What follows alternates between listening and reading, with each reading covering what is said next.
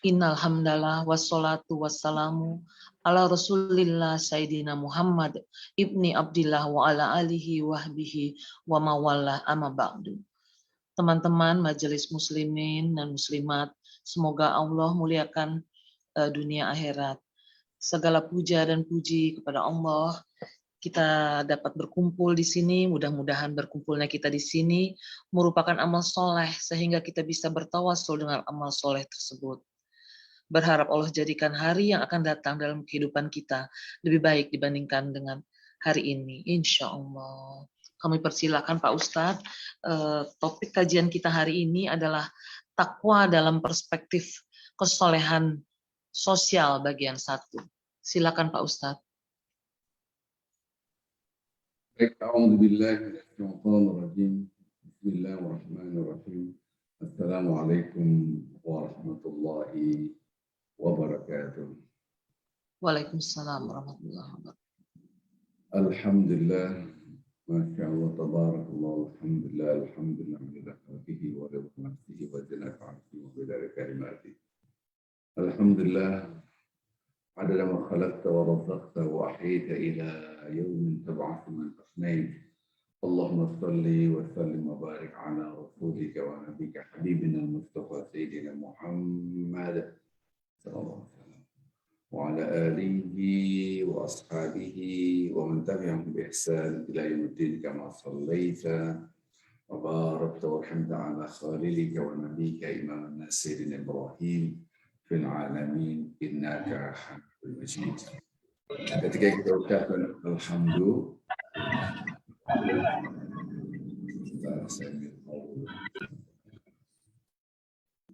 Pak Ustadz, suaranya kurang keluar.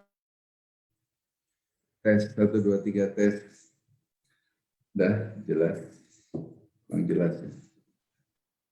Jelas nggak terjemah suara saya? Tes 1, 2, 3 tes. Terjemah. Baik, mudah-mudahan jelas. Ibu Esi, suara saya jelas sudah? Ibu Esi? Agak lebih jelas dari tadi, ya. Agak lebih jelas dari tadi. Berarti kurang jelas ya. Baik. Alhamdulillah, alhamdulillah rabbil alamin wassalatu wassalamu ala sayyidina al-mursalin wa ala alihi wa sahbihi ajmain. Amma ba'd, kita bersyukur alhamdulillah, subhanallah. Alhamdulillah Allah yang mencipta langit dan bumi serta seisinya. Kita bersyukur kepada Allah yang memberikan kenikmatan nikmat hidayah. Nikmat hidayah inilah yang sangat mahal sekali, nikmat iman, nikmat Islam. Mudah-mudahan dengan rasa syukur kita kepada Allah tentang nikmat ini, Allah Subhanahu wa taala menambahkan nikmat. La in syakartum la azidannakum wa la in kafartum inna adzabi lasyadid. Kalau kamu bersyukur, sungguh-sungguh kami akan tambah. Nah, ini kata-kata sungguh-sungguh kami akan tambah. Mudah-mudahan Allah Subhanahu wa taala betul-betul menambah keimanan. Allah Subhanahu wa taala memberikan cahaya iman di dalam hati kita. Allah Subhanahu wa taala semakin memberikan petunjuk di dalam hati kita sehingga kita bisa menjalani kehidupan ini penuh dengan cahaya Allah Azza wa Jalla. Salam dan salawat selalu kita junjung kepada Nabi Muhammad sallallahu alaihi wasallam. Subhanallah. Yang hari ini kita akan membahas, kalau kemarin bicara salat, berbicara salat pada Allah Azza wa Jalla, hubungan kita pada Allah Azza wa Jalla. Hari ini kita akan berbicara tentang kesolehan sosial horizontal kita. Ya. Kesolehan sosial horizontal ini banyak sekali kita abaikan. Subhanallah. Padahal kesolehan sosial horizontal ini sangat-sangat dahsyat. Bahkan banyak sekali orang masuk neraka karena tidak soleh secara sosial, walaupun soleh secara individual vertikal. Bahkan banyak orang juga masuk surga karena kesolehan sosial horizontalnya, padahal kesolehan individual vertikalnya kurang baik. Dan ini yang harus saya terangkan kepada bapak-bapak ibu Allah Subhanahu wa taala. Mudah-mudahan kita bisa memahami, masya Allah, ya Allah, betapa dahsyatnya takwa itu. Takwa dalam arti luas sekali. Bahkan nanti kita akan lihat ayat suci Al-Quran Al-Karim berbicara inna akramakum indallahi atqakum, yang paling dahsyat di antara kalian, yang paling hebat adalah orang yang paling bertakwa. Ya, disinilah kita mencoba untuk melihat hadis-hadis Rasulullah Sallallahu Alaihi Wasallam. Mari kita melihat surah Al-Hujurat, yang mana kita akan kupas di sini baru ini bagian pertama. Pertama berbicara tentang takwa. Inna akramakum indallahi atqakum, yang paling mulia, yang paling baik, yang paling dipandang oleh Allah Azza wa Jalla, yang paling bertakwa. Ini kata-kata ini dalam surah Al-Hujurat ayat yang ke-13. Ayat surat 49 ayat 13, ya ayuhan nas, hai manusia, inna khalaqnakum, sungguhnya kami menciptakan kalian min dzakarin au unsa. Kata-kata min dzakarin dari laki-laki itu Adam, au wa unsa. Jadi kata-kata dari Adam dan Hawa bapak ibu kita min dzakarin wa unsa. Ada laki ada perempuan, wa ja'alnakum syu'uban wa qabaila. Dan kami jadikan kalian berbangsa-bangsa, bersuku-suku. Subhanallah. Syu'uban lita'arufu, agar kalian saling mengenal. Tapi lihat, bukan suku mana yang paling hebat, bangsa yang paling hebat. Perang dunia karena mengatakan Arya adalah suku yang paling hebat, dibantailah orang-orang ini dari Jerman, ya, merasa paling hebat. Tapi Allah SWT mengatakan inna akramakum indallahi atqakum. Yang paling mulia, yang paling terpuji di mata Allah adalah yang paling bertakwa. Ya, ini berbicara tentang takwa. Disinilah kita akan lihat ayat ini, ayat keberapa? Ayat ke-13. Kita lihat, Bapak Ibu yang cinta Allah Subhanahu wa taala, mudah-mudahan suara saya jelas ya. Suara saya jelas. Baik, kita lihat di sini share. Nah, Bu Esi, mudah-mudahan jelas. Jelas Pak Ustadz. Okay. Jelas. Ya ayuhan nas, hai manusia, inna khalaqnakum. Sesungguhnya kami menciptakan kalian min, dari zakarin, dari laki-laki, wa unsa, dan perempuan, wa ja'alnakum, dan kami jadikan kalian seluruhnya syu'uban, berbangsa-bangsa, wa qabail, bersuku-suku. Ya. Untuk apa? Lita'arufu, saling mengenal, saling mencintai. Tapi ingat, inna akramakum, yang paling mulia, indallah, di sisi Allah, atqakum. Nah, ini kata-kata atqakum, yang paling bertakwa. Di sini kata-kata takwa. Dan ujungnya adalah kata-kata innallah khabir, innallah alimun khabir. Ini pernah kita bahas tentang takwa sebelumnya, ya. Takwa itu kita merasakan selalu bersama Allah. Allah melihat kita. Ya. Jadi kalau berbicara takwa, kita harus paham ada unsur fujur yang menerangkan maksiat, ada unsur takwa di dalam diri kita. Ada unsur fujur ini tidak merasa dilihat oleh Allah. Ya. Sementara unsur takwa selalu merasa dilihat oleh Allah. Maka Allah Maha melihat, Maha mengetahui, Maha teliti, sekecil apapun Allah Maha tahu. Kita harus, maka untuk mengukur ketakwaan kita selama ini, apakah saya sudah merasa selalu bersama Allah? Ini penting sekali buat kita. Ya. Nah, ternyata ayat ini yang dianggap paling mulia di antara kalian adalah orang yang paling bertakwa. Ayat ini berkaitan dengan kesalahan sosial. Kita bisa melihat ayat-ayat sebelumnya, ini konteks ayat. Nah, saya bicara konteks ayat. Subhanallah. Ini contoh.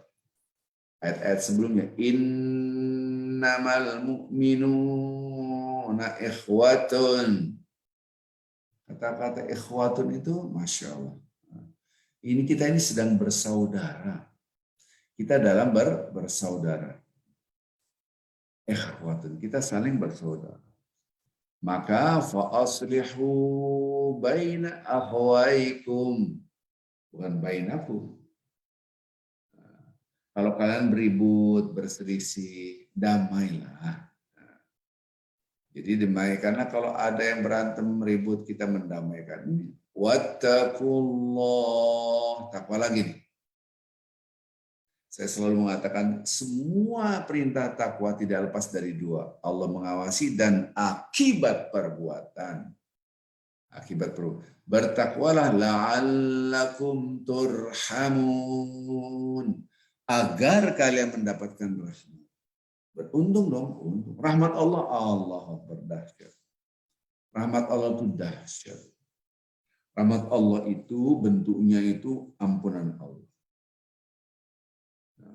Rahmat Allah bentuknya banyak, apalagi kalau sudah rahmat di sini adalah cinta.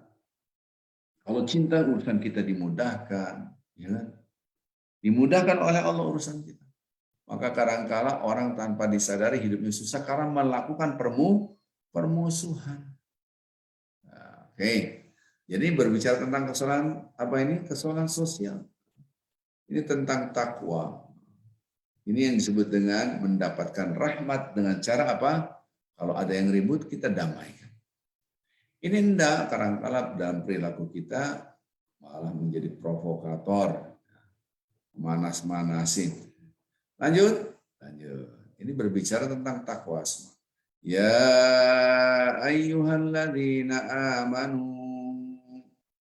Hai orang-orang yang beriman.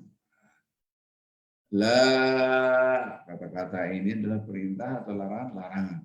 La, jangan. La yaskhar qaumun min qaumin. Jangan sampai di antara kalian mengolok-olokkan, saling menghina, saling mencerca, saling mencela. Nah, lihat ini redaksi Al-Quran bagaimana membangun ketakwaan di dalam kesolehan sosial. Lihat redaksinya keren banget. Asa ayyakunu khairam minhum. Bisa jadi yang Anda hina, yang dicerca, yang dicela, itu bisa lebih baik. Ini kata-kata dahsyat. Tiba-tiba spesial untuk perempuan. Wala nisa'um min nisa.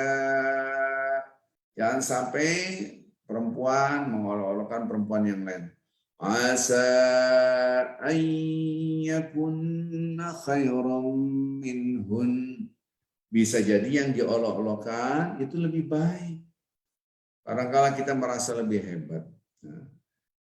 Nah, ini penting sekali. Dari sini aja sudah kita butuh waktu yang cukup panjang dari sini. Jadi kita melihat di sini Allah ngasih kacamata takwa. Ngasih kacamata takwa agar kita tidak menghina orang lain. Apa itu? Asa ayyakun. Nah, ini kacamata takwa. Nanti saya akan terangkan ya. Lanjutkan dulu. Wala talmizu anfusakum. Ini kata-kata yang luar biasa. Jangan menghina diri Anda sendiri. Bayangkan. Jadi kalau kita menghina orang lain sama saja menghina diri. Wala talmizu anfusakum wala tanabazu. Jadi kita jangan saling mencela anfusakum, diri kalian. Kata-kata anfusakum. Jadi wala tanabazu. Jangan ngasih gelar-gelar yang buruk. Bil alqab. Jadi di sini kita nggak boleh ngasih namanya bagus, cakep, diganti. Ya.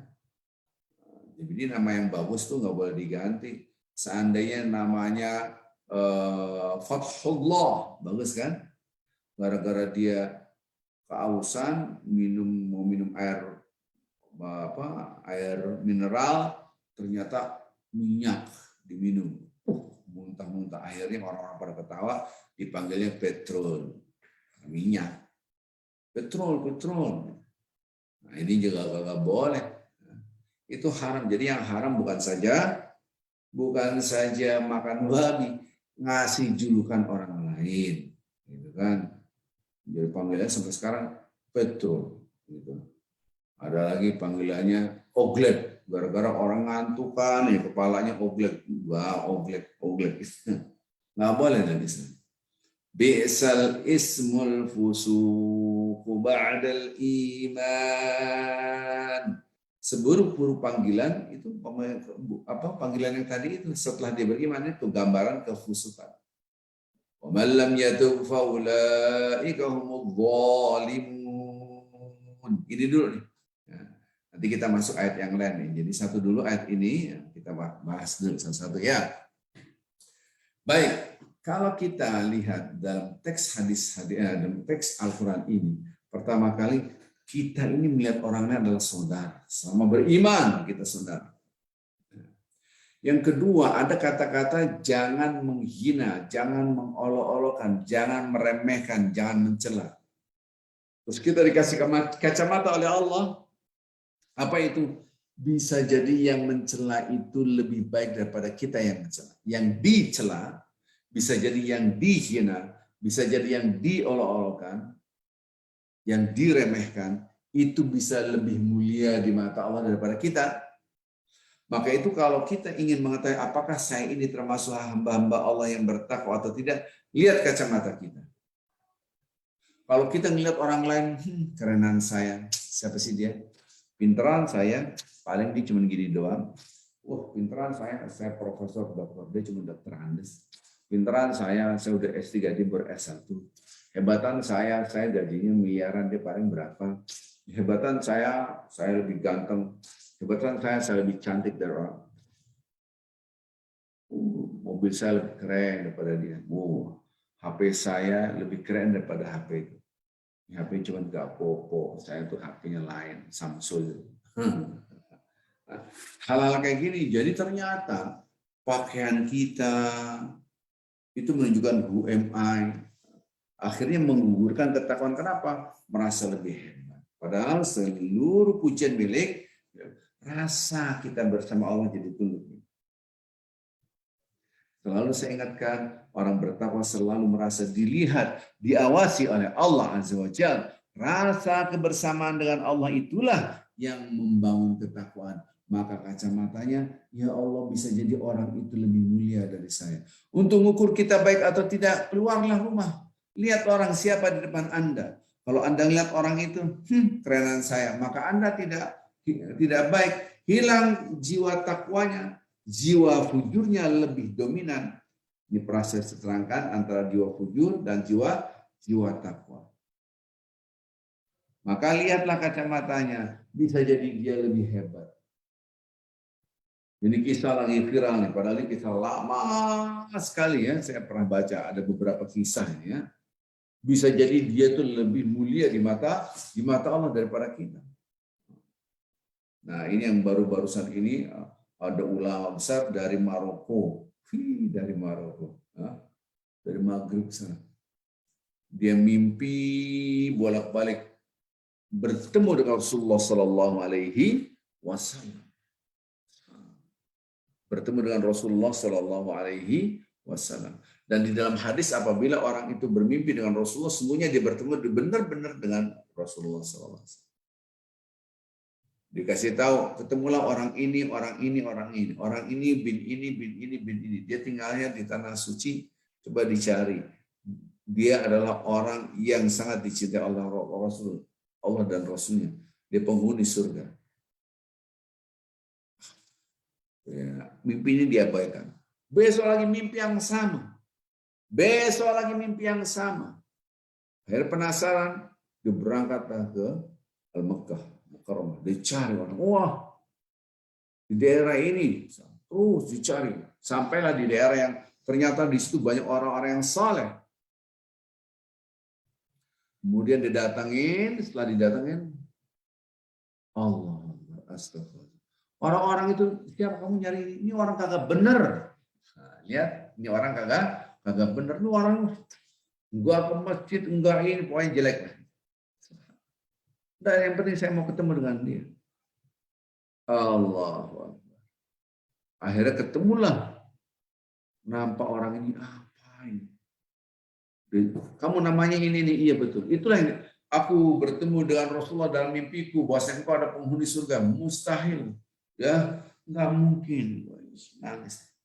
Saya ini orang yang sangat buruk. Kamu tidak tahu. Saya tidak seperti orang-orang yang itu. Allah. Ternyata dia mengakui saya ini banyak dosa. Dia mengakui dia banyak dosa.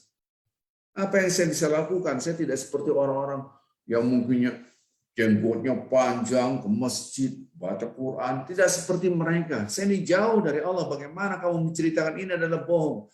Demi Allah saya tidak bohong. Aku betul-betul mendapatkan mimpi ini. Dan ini berkali-kali. Maka saya hanya menyampaikan dari Rasulullah SAW bahwa Anda penghuni surga. Bagaimana saya ini kotor badan saya? Bagaimana saya mau ke masjid? Tidak pernah ke masjid. Ayo ikut saya ke Masjidil Haram ibadah. Dia getar dia. So, hal ini diceritakan dan lagi viral sekarang mungkin videonya. Padahal ini kisah lama sekali. Ya. Apa yang terjadi ketika dia sholat, dia tobat. Dan perjalanan ini cerita apa yang kamu lakukan? Saya melihat ada seorang janda dengan anak yang miskin, anak-anak yatim. Mereka tidak punya apa-apa, kemudian saya bersumpah, ya Allah, saya tidak punya kebahagiaan apapun, dan saya akan nafkahi mereka. Saya bagi itu gaji saya khusus buat mereka sampai mereka tidak kelaparan. Dan setiap saat itu saya sumpahnya kepada Allah, saya janjinya kepada Allah Azza wa Jalla. Dia hanya menangis. Itulah yang menyebabkan dia mendapatkan surga Allah. Apa yang terjadi? Dia taubat dan nasuha, dia bersama dai ini, orang Maroko ini ke Masjidil Haram, dia ibadah di situ. Ketika dia salat sujud akhir, wafatlah orangnya. Subhanallah. Betapa kesolehan sosial itu luar biasa. Yang kita dapatkan secara ilmiah, teks hadis riwayat Bukhari, ada seorang yang memberikan minum seorang pelacur yang maksudnya luar biasa, tapi dia menolong anjing. Di sini kita kesolehan sosial ini sangat penting sekali, jangan sampai meremehkan. Nah, ada orang mungkin soleh secara individual, vertikal, dia soleh, masya Allah. Tapi tutur katanya mencela orang. Akhirnya ujungnya neraka. Syatamahada wa syatamahada. Menghina ini. Ini dialog antara Rasulullah SAW dengan sahabat. Maka Rasulullah SAW bertanya pada sahabat, tahukah kamu al-muflis? Orang yang bangkrut. Tahu ya Rasulullah, bangkrut itu yang tadinya kaya, nggak punya duit lama-lama. Gitu kan, kira-kira gitu lah gambarnya. Bukan itu. Orang bangkrut itu bukan itu. Dia itu pahalanya Masya Allah. Banyak sekali pahalanya. Akan tetapi, ketika di hadapan Allah, habis pahalanya. Kok bisa habis pahalanya? Karena dia menghina ini, menghina itu. Syatamahada wa syatamahada. Apa sih dia? Pahalanya itu banyak, tapi dia sukanya meremehkan orang lain. Ini yang kadang-kadang kita harus hati-hati. Na'udzubillah ya Allah. Jangan sampai kita sudah pahala capek, udah jadi ibadah luar biasa, tapi menghina orang lain. Jangan.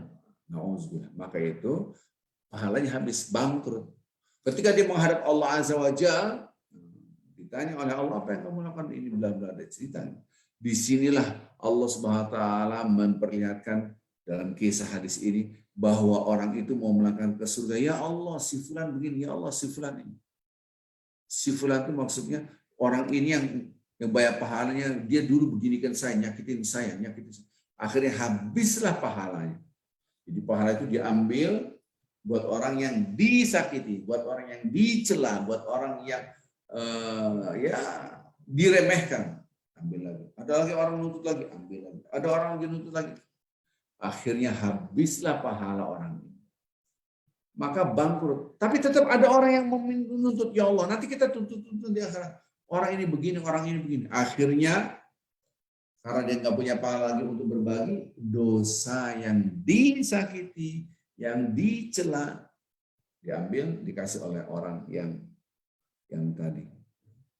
Hadis ini banyak sekali tentang ini. Dan ini tentang bangkrut di dalam hadis Rasulullah Shallallahu Alaihi Wasallam. Bangkrut tadinya dia pahalanya banyak, tapi habis karena dia menghina. Nah inilah yang diterangkan tadi. Jangan selayas haru qaumun dan qaumun asayakun khair. Jangan sampai menghina antara satu dengan yang bisa jadi yang dihina lebih baik asa ayyakun khairam minhum. Apa dia pemabuk? Bapak-bapak Ibu yang cinta Allah Subhanahu wa taala, perhatikan di sini. Yang saya terangkannya hadis qudsi, redaksi dari Allah Azza wa Jalla. Hadis qudsi itu firman Allah, tetapi tidak tertulis di dalam Al-Qur'anul Karim. Nah, hadis qudsi pun ada yang hadis dhaif, tapi ini hadis yang saya bacakan adalah hadis yang sahih. Hadis yang sahih, hadis qudsi yang sahih. Jadi ahadis al-sahihah, al-hadis al-qudsiyah, sahihah, yaitu hadis qudsi. Jadi ini kisah yang harus kita pahami, Masya Allah. Kisah yang sangat menyedihkan, amat sangat menyedihkan. Kenapa saya kata menyedihkan? Karena dia pede masuk surga. Karena dia, redaksi hadisnya, mujtahidun fi ibadah. Dia rajin banget ibadahnya. Top lah, markotop lah kalau bahasa gitu. Wih, rajin. Tapi ujungnya neraka. Na'udzubillah min dzalik. Ya Allah, na'udzubillah min dzalik. Ini kisah. Jadi ketika kita melihat kisah ada dulu, kata Rasulullah SAW, ini hadis qudsi. Dulu ada dua orang. Mohon maaf, mungkin ada suara yang agak mengganggu ya.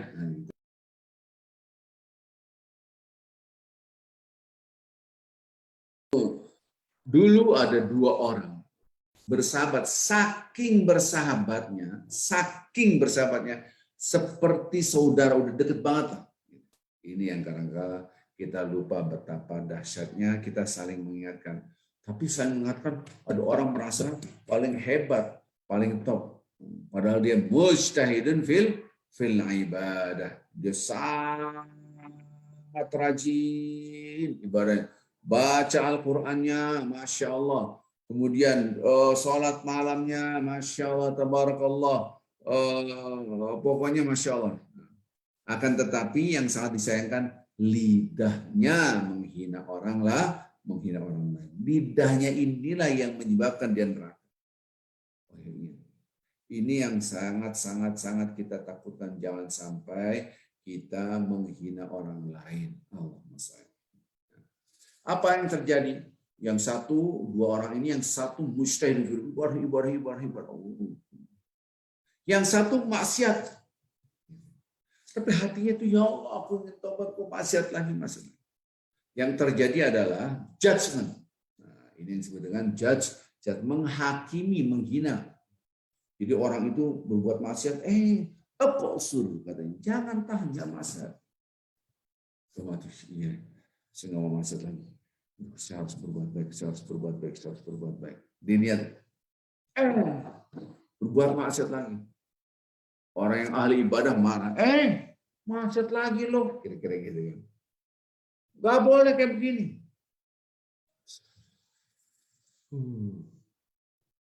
Berbuat maksiat lagi. Akhirnya Allah, saya tuh mau berbuat baik tapi maksiat. Gitu kan, kira-kira gitu. Ditegur lagi sama orang yang ahli ibadah. Ahli ibadah merasa lebih hebat. Ditanya, emang kamu selalu memantau aku? Apakah kamu kerjanya memantau aku? Udahlah, biarkan aku. Ini kata-kata yang berbuat maksiat. Apakah kamu selalu memantau aku seperti ini? Marah yang berbuat maksiat. Yang berbuat maksiat memicu kemarahan. Akhirnya yang ahli ibadah marah. Apa kamu bilang? Gitu kan. Kamu bicara sembarangan. Kamu maksiat, neraka loh. Penghuni neraka kamu. Gak diampunin lo dosanya. Ini kata-kata yang sombongnya luar biasa. Apa sih lo? Oke. Maksiat mulu gitu. Subhanallah. Maka itu hati-hati judgment. Ini sekarang banyak, Anda ikut pengajian baik-baik aja. Setelah keluar pengajian, neraka dia. Nuding orang neraka gampang banget, Anda. Janganlah. Bisa jadi orang yang berbuat maksiat, dia taubat. Kemudian lebih soleh dari kita. Ketika dia taubat, Masya Allah. Luar biasa. Allah amat sangat sayang sekali. Maka dihapuskan dosa kamala dzambarah. seperti orang tidak punya dosa sama sekali. Kama la dzamba lah. Berarti apa? Berarti dia bersih. Karena dia tahu tobat, maka walaupun Anda melihat, wih, dia ini maksiatnya luar biasa, maksiatnya luar biasa. Anda tetap mata melihat dia maksiat, hati tidak boleh mengatakan, Allah nggak ngampunin, ente emang parah, kurang ngajar banget, kayak gitu. Ini orang nggak bener nih. Susah ente surga yang neraka loh. Allah marah banget. Ini menghina. Ini yang saya ceritakan adalah hadis sahih, hadis qudusiyah dari Abi Hurairah radhiyallahu anhu. Sama itu Rasulullah SAW yaqul, aku mendengar Rasulullah SAW berkata, dia cerita, ya karena ada dua orang dari Bani Israel sangat akrab gitu. Yang satu mujtahidun fi ibadah, wala yazal mujtahidun fi ibadah terus, wal akhar, yang satu lagi ala dzam, dia selalu dosa.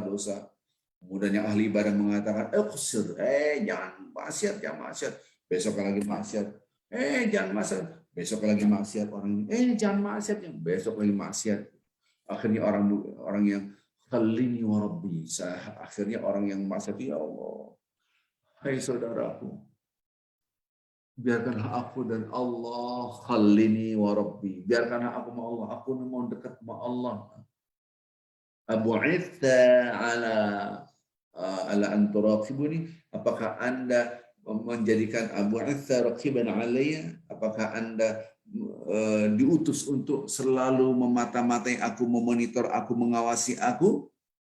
Biarkanlah aku dan Allah, aku juga mau taubat. Dasar lo, marah-marah. Yang ahli ibadah marah, menghina. Dasar nggak diampuni sama Allah loh, kira-kira gitu. Ini judgment, seakan-akan dia yang menentukan surga dan neraka, seakan-akan. Maka kata-kata yang wallahi la yaghfirullahu laka wa la yadkhilullahu jannah. Sekali-kali demi Allah, kamu itu betul-betul parah banget, nggak diampuni dosa lo, kamu tidak akan masuk surga dan Allah tidak akan memasukkan ke surga Anda, tapi memasukkan ke neraka. Parahlah, itu adalah haknya Allah Azza wa Jalla. Apa yang terjadi? Yang terjadilah orang ini keduanya dimasukkan ke dalam api neraka. Keduanya dimasukkan ke dalam api neraka. Yang terjadi, dua-duanya diambil nyawanya. Yang satu dipanggil, hai hambaku, kamu yang ahli ibadah, dulu kamu menghina-hina orang. Itu adalah hak aku. Karena menentukan surga dan neraka bukan manusia, tapi Allah Azza wa Jalla. Kata Allah Subhanahu wa taala, kamu kenapa mengatakan si fulan tidak masuk surga, si fulan tidak akan diampuni? Aku menentukan dia masuk surga atau tidak. Allah marah di sini. Menghina orang lain sampai mengatakan neraka.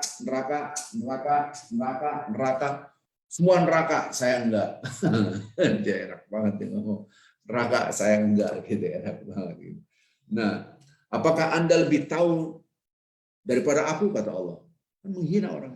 Apakah Anda lebih berkuasa terhadap aku? Apakah Anda lebih berkuasa menentukan orang masuk surga dan neraka?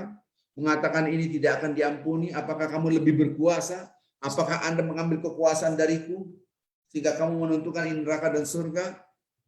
Sekarang kamu masuklah ke neraka. Hai orang yang maksiat sini. Sekarang dengan rahmat aku kamu masuk surga. Allah menunjukkan aku yang berkuasa menentukan siapa surga dan neraka. Maka itu Bapak-bapak Ibu, kalau Anda semua ikut sebuah pengajian, kemudian pengajian itu sama muslim mengatakan di neraka, kecuali emang dia nggak menyembah Allah lah gitu kan. Ini kadang-kala sesama muslim saling menghina, merasa lebih hebat. Oh, kita lebih ikut sunnah, dia nggak ikut sunnah. Bid'ah neraka, Dibaca Yasin malam Jumat, bid'ah neraka. Harusnya Kahfi. Anda baca apapun boleh. Surah Kahfi ada fadilahnya luar biasa. Gitu. Oh Allah malaka sumtu wa bika amantu ala rizqika aftartu, enggak benar. Yang benar adalah zahabat zama wa btalatil urub wa sabatul ajr. Semuanya benar, baik. Kenapa menghina orang lain? Oh, pakai kunut kagak benar, enggak ada dasar bid'ah. Padahal yang pakai kunut pun ada dasarnya. Anda mengatakan seperti ini, hati-hati karena kekurangan ilmu. Maka itu kajian-kajian seperti ini harus membuka wawasan. Nah, orang yang bertakwa jangan sampai dijanjikan surga oleh Allah. Ternyata ketakwaan itu ada yang sebutan kesalahan sosial horizontal. Nah, yang tadi dikatakan jangan sampai menghina orang lain. Maka kacamata takwa, lihat orang lain, walaupun ini penuh dengan tato dan bau alkohol sekalipun, ya Allah bisa jadi dia lebih mulia dari saya. Begitu caranya. Kenapa? Bisa jadi dia taubatan nasuha. Itu yang benar. Dan lebih soleh daripada kita. Ya kan? Kita tidak tahu. Bisa jadi kita masa depan kita tidak tahu, maka kita selalu mengucapkan ihdinas siratal mustaqim, ihdinas, sampai berkali-kali. Satu hari berapa kali rakaat? 17 rakaat. Setiap rakaat membaca ihdinas siratal mustaqim setiap rakaat. Inilah supaya kita tidak tahu apakah nanti di akhir hayat kita dalam keadaan siratal mustaqim, jalan yang benar, atau naudzubillah. Maka kita minta bimbingan. Kita pun takut masa depan. Ya Allah, minta husnul khatimah. Ya Allah, bihal husnul khatimah. Ya Allah, aku minta husnul khatimah. Gitu loh. Berarti tidak sombong, kita merasa lebih hebat. Nah, kisah ini banyak sekali, Bapak-Ibu. Kisah ini kalau saya kupas, hadis-hadisnya kuat gitu. Yang tadi itu hadis qudsi gitu. Subhanallah. Ini saya dapatkan di dalam kitab-kitab kumpulan dalam hadis-hadis qudsi yang sahih gitu. Dan saya yakin sekarang sudah banyak sekali buku-buku tentang hadis qudsi. Cara ambillah buat bacalah sih. Oh iya, ini diterangkan ini. Ada nih dua orang ini, yang satu dianggap seluruh manusia pasti menghuni surga, seluruh manusia mengatakan ini pasti penghuni neraka. Ternyata kebalik. Ternyata yang dianggap penghuni surga masuk neraka, yang dianggap neraka masuk surga. Itulah kehendak Allah. Maka jangan sampai kita tidak pakai kacamata 4911. Kacamata apa itu? Kacamata 4911. 49 surah Al-Hujurat ayat 11. Kacamata 4911 ini melihat orang lain bisa jadi lebih mulia. Muhammad bin Salam. Wih, ini juga ini luar biasa. Dan ternyata susahnya minta ampun. Kenapa? Tiba-tiba Rasulullah SAW, ini kisah. Rasulullah SAW menceritakan orang ini. Apa kata-kata Rasulullah SAW? Siapa yang lewat pintu ini nanti di penghuni surga, dijamin oleh Allah masuk surga. Para sahabat penasaran. Ada orang cukup. Lewat dia. Di penghuni surga. Kalau bahasa kita nih, selebritis juga bukan. Terus Nabi bilang di penghuni surga. Allah. Kalau selebritis sih oke lah, ini bukan selebritis, gitu kan. Maksud selebritis orang yang dikenal di kalangan sahabat, maksud saya gitu kan. Karena kalau ini apa ini orang nggak dikenal, orang yang dikenalkan misalnya Khalid bin Walid, gitu, Umar bin Khattab, Zaid bin Sabit, Abu Bakar As-Siddiq, semua tenar semua, gitu kan. Subhanallah. Sahabat ini dijamin oleh Allah masuk surga. Tapi para sahabat melihatnya, siapa sih kayak gini doang? Surga nggak terkenal, dia bukan yang Zaid bin Sabit, cerdas sekali, dia menghafal Quran dan seterusnya. Atau orang dia nggak terkenal. Udah momen yang berbeda, Tiba-tiba Rasulullah SAW, nanti ada yang lewat sini, dia adalah penghuni surga. Oh ya. Orang jadi penasaran, dia lagi. Subhanallah. Di sini nih akhirnya orang penasaran, siapa? Berulang lagi. Saya yakin ini bapak-bapak, ibu yang cinta Allah Subhanahu wa taala, kita semua tahu kisah ini, bahwa sahabat ini luar biasa karena dijamin oleh Rasulullah SAW masuk ke surga. Akhirnya ada yang kepo, gitu. Kepo itu mau tahu ini siapa sih orang, penasaran saya. Abdullah bin Umar bin As udah datang. Mas, boleh nggak saya tinggal di rumah sampean? Ini kira-kira ini bukan orang Jawa. Oh, monggo silakan, gitu kan. Siapa? Akhirnya Rasulullah SAW, Abdullah bin Umar bin As itu nginep di situ. 1 hari, 2 hari, 3 hari, biasa aja. Saya pikir dia ngaji terus. Saya pikir dia buat sholat, nggak tidur-tidur, sehingga disebut dengan penghuni surga. Biasanya. kesehariannya. Satu hari nggak dapat, 2 hari nggak dapat, akhirnya dia buka kartu, Mas aku nih tinggal di rumah sampean ini. Gitu. Saya ini Kang tinggal di sampean, mau mengetahui kamu itu kehebatan kamu itu apa? Kehebatannya itu apa? Maksudnya ya saya mau tahu Anda ini kan gini diceritain. Rasulullah SAW mengatakan kamu ini dijamin surga, kamu ini dijamin surga.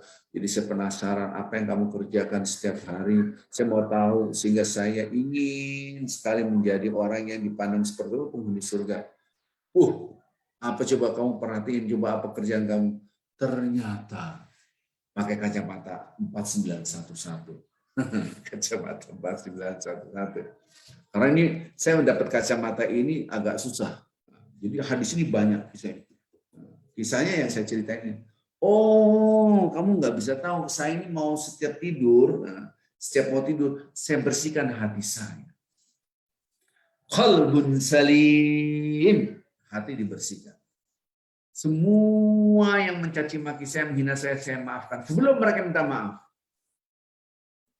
Jadi kalau ada orang nyakitin saya, sudah saya maafin, udah kosong-kosong lah istilahnya.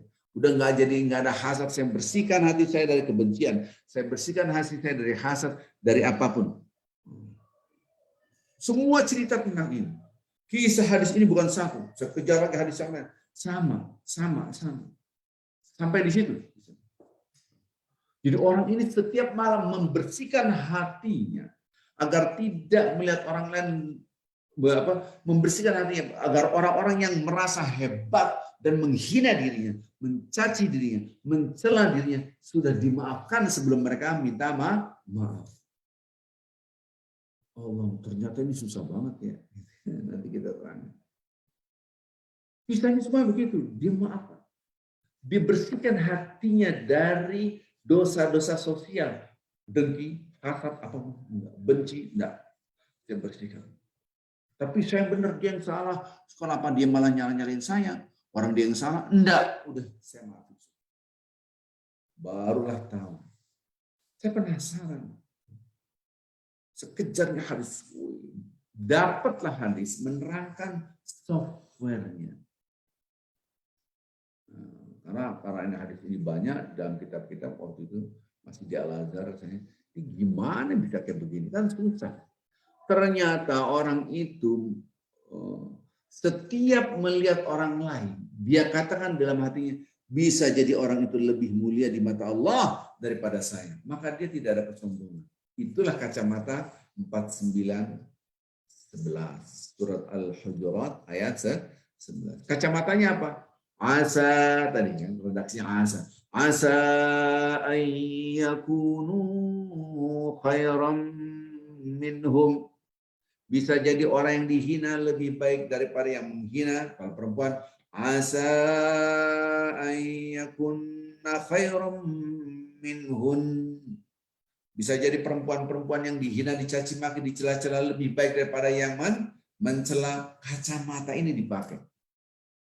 Maka kalau kita bertakwa, kacamata ini dipakai. Maka kita, seandainya kita ketemu orang yang mabok di jalanan, tatonya di mana-mana, Pak Toto di sini orang tahu ya. Apa lo? Sambil mabok. Ya udah. Bisa jadi dia jadi orang yang soleh. Ya Allah, aku sedang berpuasa. Doa ini orang yang soleh. Tuhan. Jadi ini penting sekali Bapak Ibu yang cinta Allah. Kacamata dikasih Allah. Allah yang ngasih. Bisa jadi yang dihina, dicela lebih baik. Itu kacamata pakai. Itulah kacamata takwa. Yang kedua, wala talmizu anfusakum. Saling mencela nggak boleh. Kata-katanya anfusakum, diri kalian. Jangan mencela diri kalian. Maksudnya ketika kita mencela orang lain sama saja mencela diri Anda sendiri. Wala tanabazu bil alqab. Di sini saya nggak tahu tuh. Anda nama orang bagus, tapi dikasih ganti. Seandainya namanya Dewi Bosui, kan keren. Dipanggil ketel, itu kagak boleh, haram. Di dalam Islam, Ini haram. Tadi kan kebanyakan orang nggak ngerti. Ditangkanya haram itu makan babi doang. Seandainya namanya Abdurrahman, pokoknya Bedul. Ngapain?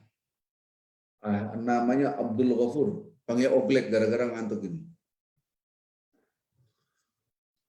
Jadi Oglek di sini bautnya kurang kuat. Glek, glek, glek, glek sini glek gitu kan. Namanya Fathullah, panggilnya Petrol, gara-gara dia minum minyak tanah. Ini kisah-kisah nyata ini, bukan gue bohong-bohong, ini kisah nyata, nyata semua gitu kan. Haram itu. Kita ini kadang-kadang nggak tahu itu dihitung sama Allah. Petrol. Tapi sama itu nama aslinya dia nggak tahu, gitu kan? Setiap orang ngomong dul, itu dosa. Dul. Tapi kan kita budaya kita emang kayak gitu. Nah, Anda ikut budaya apa ikut ketakwaan gitu. Panggilannya tel. Ini apa gitu? Dul. Panggil nama itu doa gitu. Ini saya kadang-kadang, tapi ya budaya kita udah biasa, Pak Ustadz. Kan saya nggak mau ribut. Itu dilarang. 49 itu dilarang. Tapi ya kan nggak semua orang dilarang. Oh ya, maka itu orang bertakwa itu ketika dia dilarang dari Allah. Ya Al-Quran. Itu keren. Nah, sekarang kadang-kadang kan kasih dilarang itu tahu tapi malah marah gitu. Kadang-kadang. Ini baru satu ayat ini. Ini mau sebetulnya kesalahan sosial horizontal ini, 10 episode juga masih kurang. Nah sekarang coba lihat, kita ini di dalam, kenapa redaksi Al-Quran dalam surat Al-Hujurat surat 49 yang tadi kita sudah buka ayat, kenapa ada istilah bi'sal ismul fusuq ba'dal iman. Ini nama-nama yang tidak baik, nama-nama yang buruk. Karena orang beriman itu tahu Rasulullah SAW mengatakan kasih nama yang baik. Tapi budaya kita membenarkan ikut budaya atau ikut Islam. Namanya Arifin panggil Ipin, gitu kan? Nama saya itu Upin Ipin, gitu kan? Saya nggak tahu Upin Ipin dari mana, gitu kan? Maka itu kata-katanya wa man lam yatub, ngeri banget. Faulaika humudz zalimun. Ngeri banget. Kalau nggak tobat ente nggak berubah, ente zalim. Itu kata-kata yang tadi kita buka sini. Wa man lam yatub, harus dirubah. Oh, selama ini saya manggil dia Dul, sekarang ya Abdurrahman. Nah, gitu dan keren. Namanya Fathullah, ya Fathullah. Begitu dong. Yang panggil Petrol lagi. Namanya Abdul Ghafur. Panggilannya, oh Glek. Sorry, Glek. Ghafur, Abdul Ghafur. Begitu dong. Nah, Allah yang nyuruh kita memanggil sesama orang beriman dengan nama-nama iman. Jangan nama-nama yang buruk. Ismul fusuq. Kok nggak boleh. Kalau kita tetap manggil gitu, Anda zalim. Ngapain sih kita merusak amal ibadah kita di akhirat? Ngapain? Gitu kan. Bapak Ibu yang cinta Allah Subhanahu wa taala, ini saya ngomong Al-Qur'an. Enggak ada pesan-pesan nanti Pak Ustadz ngomong ini, enggak ada. Ini saya enggak ada urusan pesan-pesan. Ini murni asli saya katakan ini berbicara kesalahan sosial horizontal. Subhanallah. Baik, Bapak Ibu yang cinta Allah Subhanahu wa taala, silakan yang mau bertanya, masih ada waktu dan insyaallah kita ketemu lagi besok insyaallah ya. Ada pertanyaan silakan. Ya, saya akan bacakan pertanyaan. Terima kasih Pak Ustadz untuk kajiannya. Ini ada pertanyaan. Sebelum itu saya mau menyapa dulu nih, ada teman yang dari New York bergabung. Alhamdulillah jauh-jauh, perbedaan waktu yang begitu jauh juga tetap menyempatkan untuk hadir. Masya Allah, Alhamdulillah. Ini ada pertanyaan dari Nina Ibrahim. Assalamualaikum Pak Ustadz. Sedikit di luar tema hari ini, apakah di alam kubur atau barzah ruh bisa bertemu? Begitu pertanyaan dari Nina, Pak Ustadz. Jawabannya dilihat ruhnya itu soleh. Kalau soleh saling bertemu, kalau enggak dia diazab di alam barzah. Antara ruh dan ruh itu bisa bertemu, bahkan menikah. Menikah Ustaz. Saya pernah cerita ini. Judulnya itu kalau nggak salah 1,5 bulan saya menerangkan apa 2 bulan perjalanan akhirat judulnya. Itu awal saya di Indonesia. Saya terangkan alam barzah begini. Selesai bubaran kajian, ada ibu datang.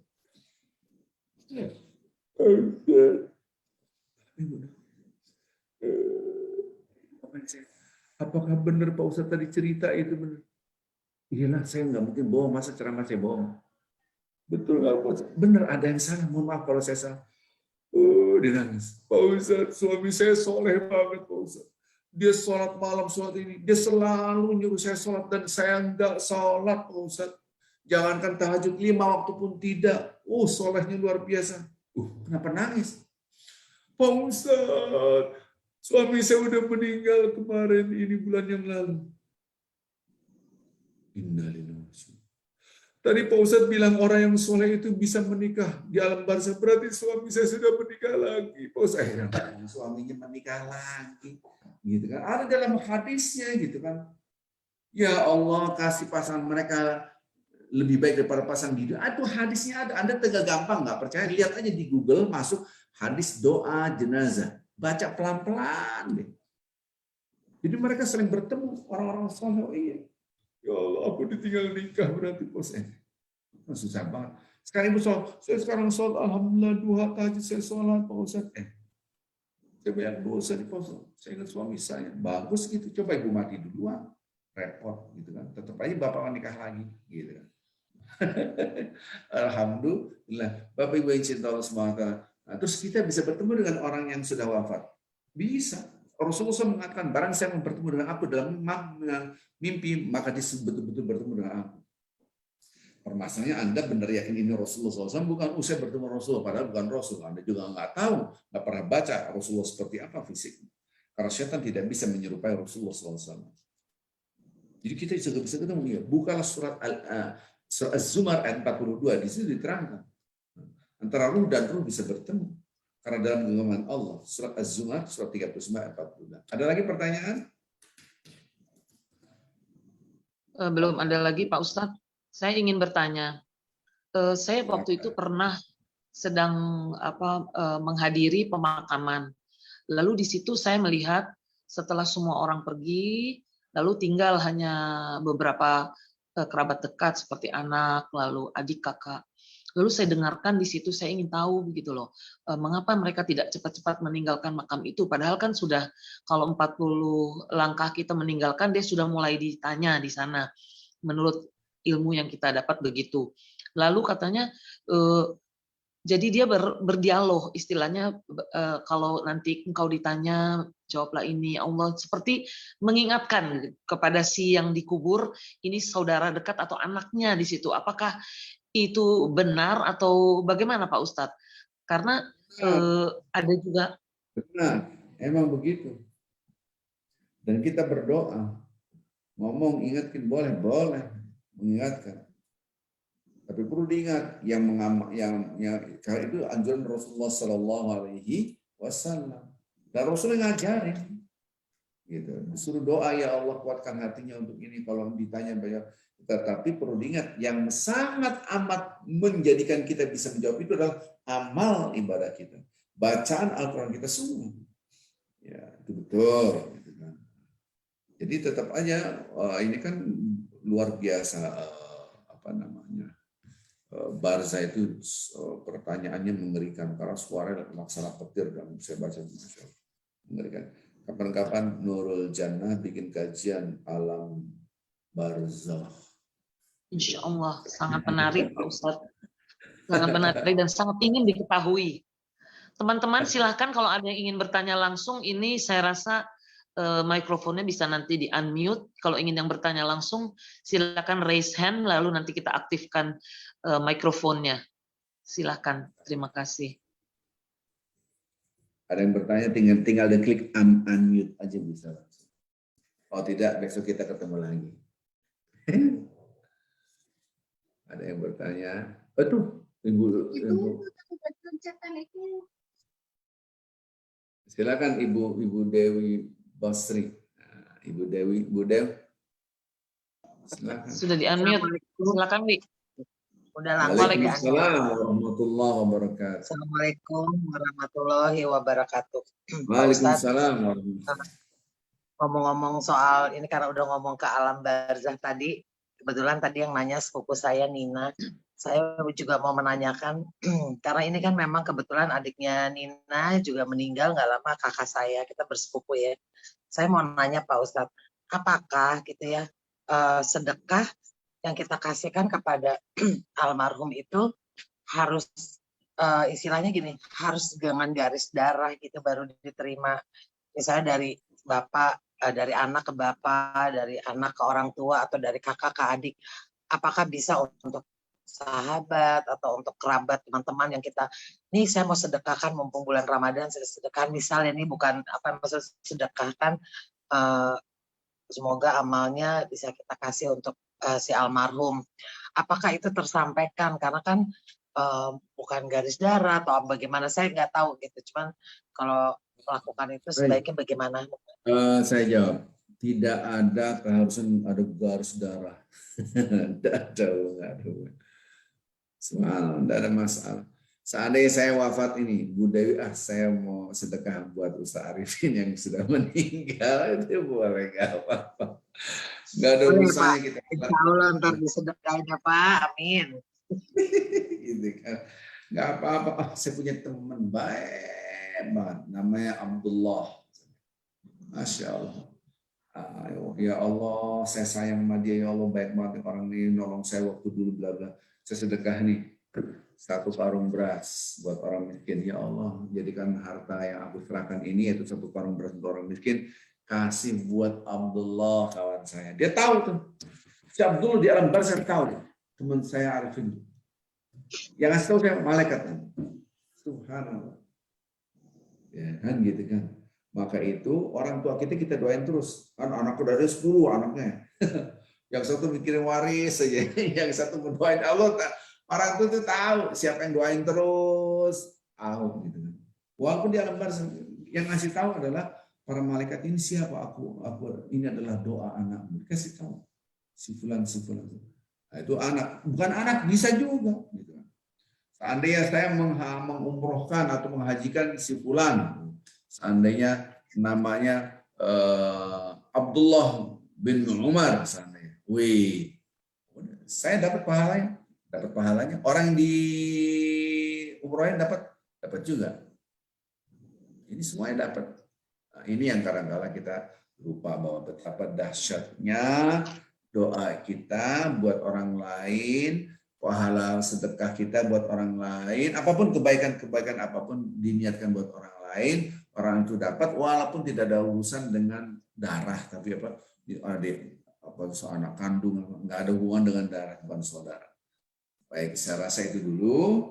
Mudah-mudahan ada manfaatnya. Insya Allah besok kita ketemu dengan waktu yang sama, dengan link yang sama. Ya, baik, kita doakan yang sakit di antara kita, mudah-mudahan diangkat penyakitnya oleh Allah.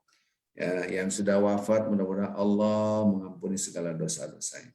Yang dalam keadaan kesulitan dimudahkan oleh Allah. Kita, keluarga kita, anak-anak kita, keturunan kita menjadi orang yang soleh.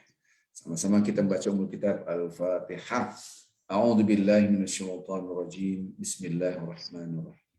Alhamdulillahirabbil alamin, arrahmanir rahim, maliki yaumiddin.